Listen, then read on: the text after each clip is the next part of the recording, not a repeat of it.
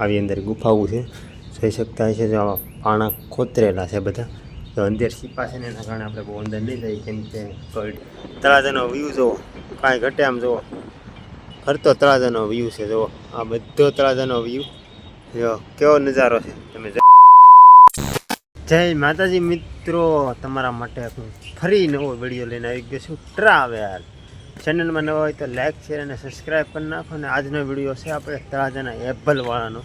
તો તળાજાના ડુંગરાની હું વિઝિટ કરાવી, ઉપરથી કેવો નજારો છે બધું બતાવીશ। વિડીયોને એન્ડ સુધી જોવાનો પ્રયાસ કરજો।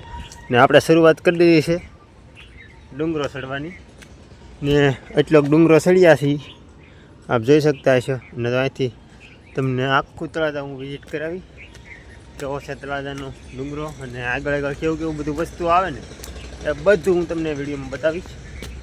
ને અત્યારે છે ને મિત્રો આપણે જૂનાગઢનો ડુંગરો એ કહીએ કે એવો નજારો છે, જૂનાગઢનો જેવો ડુંગરો છે ને એવો જ નજારો છે અત્યારે, લીલું લીલું ગિરનારનો નજારા જેવું।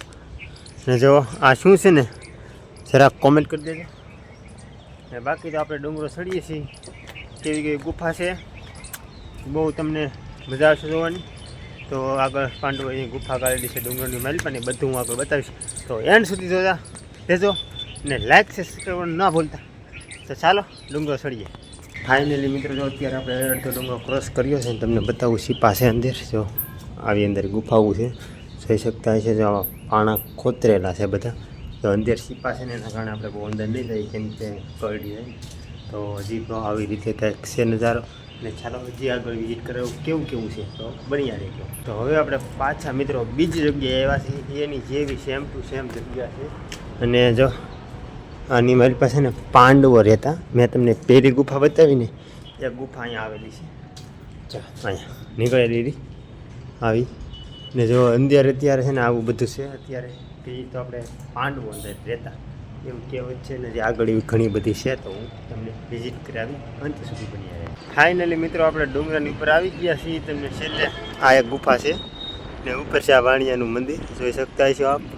ને બાકી જુઓ તમે ખાલી તળાજાનો વ્યૂ હું તમને અહીંથી બતાવું ને એક નંબર છે। આમ જો ખાલી તળાજાનો વ્યૂ જુઓ, કાંઈ ઘટે આમ જુઓ, ફરતો તળાજાનો વ્યૂ છે। જુઓ આ બધો તળાજાનો વ્યૂ, જો કેવો નજારો છે તમે જોઈ શકતા હશો। તમારું ગિરનાર પણ ટૂંકું પડે કે મિત્રો, સાપુતારા બધું આપણે એપલવાળાના ડુંગરા પાસે છે ને બધું, એટલે બધું છે ને ટૂંકું પડે એવો નજારો છે, કાંઈ ન ઘટે આમ જો એક નંબરો। બાકી જો હજી હાલો હું તમને બીજી થોડાક ઉપર જાઉં અને હજી તમને તળાજાનો વિઝિટ કરાવું નજારો, તો તમને જોવાની એકદમ મજા આવશે। તો કટ કર્યા વિના જોતા રહેજો।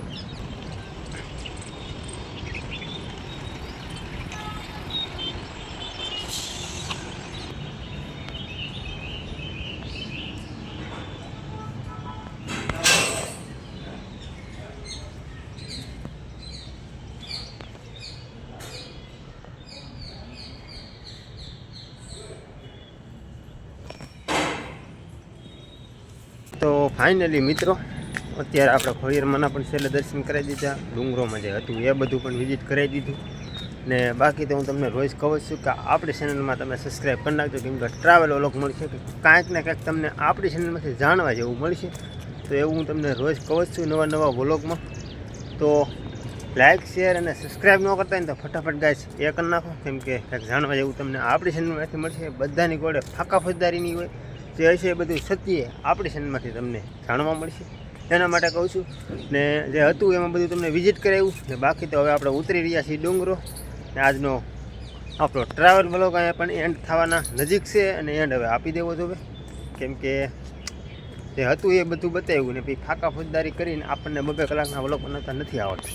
જે હોય એ સત્ય 3 મિનિટનું હોય તો 3 મિનિટ જ કરી, એની 5 મિનિટ ન કરી। તો આશા કરું છું કે તમને બધાને મારો વિડીયો ગમ્યો હોય તો લાઈક શેર સબસ્ક્રાઈબ કોમેન્ટ કરી નાખો। તમને આવા નવા ટ્રાવેલ વ્લોગ આપણી ચેનલમાંથી મળશે, ભલે 2 દિવસ મોડા આવશે પણ કાંઈક ને કાંઈક તો તમને ધમાકાદાર જાણવા મળશે। તો હું તમને કોઈ મળું બીજા વિડીયો સાથે, બધાને જય માતાજી, જય ખોડિયારમાં, બાય બાય।